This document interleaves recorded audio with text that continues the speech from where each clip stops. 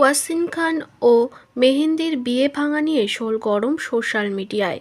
তবে হঠাৎই এই বিষয় নিয়ে এবার ট্রোল করা হয়েছে বাংলাদেশের আর এক কন্টেন্ট ক্রিয়েটার স্মৃতি বাপ্পাকে ধরে। তাই এবার ওয়াসিমের সঙ্গে স্মৃতিকে কম্পেয়ার করে বাজে বাজে মন্তব্য করছেন দর্শক মহল। অবশেষে মুখ খুলতে বাধ্য হয়েছে বাংলাদেশের এই কন্টেন্ট ক্রিয়েটার। তিনি জানিয়েছে, আমার পাশ থাকলেও সেটা সবাই জানতো, কারোর সাথে কেন আমাকে কম্পেয়ার করে বাজে কথা বলা হচ্ছে। উত্তর চেয়েছে দর্শকদের কাছে স্মৃতি। আমি ফেসবুকে মনে হয় 2 দিন পরে আজকে একটু ঢুকেছি। ঢোকার পরে দেখি বেশ কয়টা পোস্ট আমার চোখে পড়েছে, সামনে আসলো এবং অনেকেই মেনশন করতেছেন আমাকে নিয়ে অনেকগুলো কথা বলতেছেন, যেখানে কোনো কারণই নাই আমাকে নিয়ে কথা বলার। রিসেন্ট কিছু পোস্ট ভাইরাল হয়েছে, এই যেমন মেহেদি ভাইয়া, হ্যাঁ, যেহেতু কাকলি আপু মেহেদি ভাইয়াকে মামা বলে ডাকে, তো এই জন্য আমিও ভাবছি যে যদি কখনো দেখা হয় আমিও মামা বলেই ডাকবো, যদিও আমাদের কখনো দেখা হয় নাই বা কোনোদিন কথাও হয় নাই, বাট আমি চিনি ওনাকে। হ্যাঁ, আমি মেহেদি ভাইয়াকে চিনি।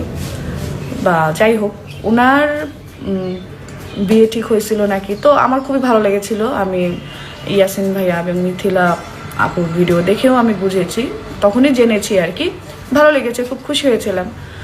তো ভাগ্যে কার কখন কি আছে এটা তো বলা যায় না। কোনো কারণে তাদের বিয়েটা ভেঙে গেছে। এখন তার ওয়াইফ বা যাই হোক এঙ্গেজমেন্ট হয়েছিল যার সাথে, উনি নাকি ভিডিওতে এসে ক্লিয়ার করে দিয়েছে যে বিয়েটা ভেঙে গেছে এবং 2 পরিবারের সম্মতিতে। তো স্বাভাবিক একটা মেয়ের হয়তো খারাপ লাগছে, ভিডিও করছে, বলছে। এবং যতটুকু শুনলাম যে মেহেদি ভাইয়ার কোনো দোষ নাই এখানে, অ্যান্ড মেয়েটার একটা পাস ছিল ভাই। এখন এখানে তাদেরকে নিয়ে যখন পোস্ট করতেছেন, তাদের যখন ওই যে বাজে বাজে পিকচার দিয়ে আপলোড করতেছেন, পোস্ট করতেছেন, হ্যাঁ, এবং বলতেছেন যে স্মৃতির অতীত ছিল, এই ছিল, ওই ছিল, বাপ্পি মেনে নিয়েছে, তার বাপ্পির ফ্যামিলি মেনে নেয়নি, এইটা নেয়নি, সবাই কি আর স্মৃতির মতো পটাইতে পারবে না, বা এগুলো কেন আমি জাস্ট অবাক হলাম যে অন্যদের নিয়ে পোস্ট করলেন, সেই জায়গায় স্মৃতি আর বাপ্পি আসলো কেন? স্মৃতি আর বাপ্পি ওইখানে কি কোনোভাবে ইনভলভ, যে স্মৃতি আর বাপ্পি ডাকতেছেন, মানে টেনে নিয়ে আসতেছেন? খুবই আশ্চর্যজনক যে এখানে মিথ্যা মিথ্যা কতগুলো কথা লিখতেছেন, এটাই খারাপ লাগতেছে। হ্যাঁ, স্মৃতি বাপ্পিকে রিলেট করতেই পারেন যদি স্মৃতি বাপ্পি রিলেট হতো, বাট এটা তো একেবারেই উল্টো ভাই।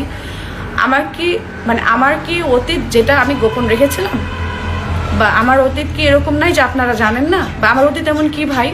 আমার হালাল একটা অতীত ছিল, সো সেইটা নিয়ে আপনারা এত খারাপভাবে, এত খারাপ কিছুর সাথে তো রিলেট করার কোনো দরকার নাই।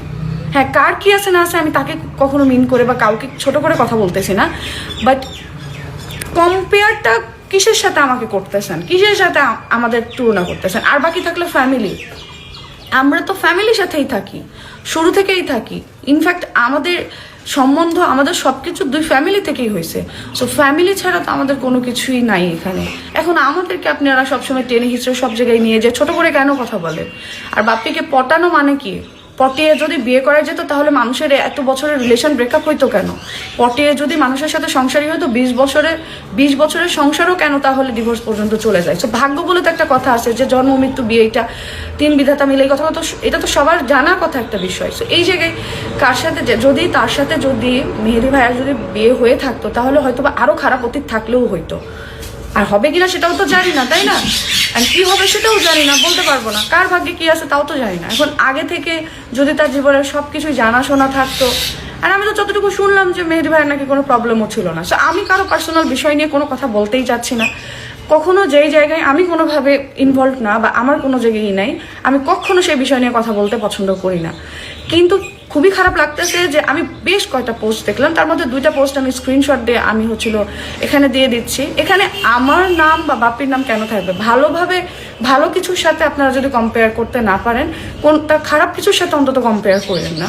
এখানে তাদের অতীত, তাদের জীবন, তাদের যে ঘটনা, সেটার সাথে আমাদের 1% কোনো মিল নাই যে সেটা আপনারা বলবেন, কোনোভাবে আপনারা এখানে ইনভলভ করবেন। কাউকে পাটিয়ে যদি কাউকে বিয়ে করার কথাই থাকতো তাহলে এটা তো একটা বোকামি ছাড়া কিছু না।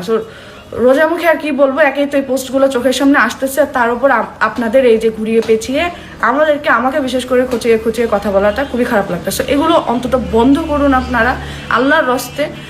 নিউজ করা ভালো, বাট এত মিথ্যা নিউজ করা ভালো না।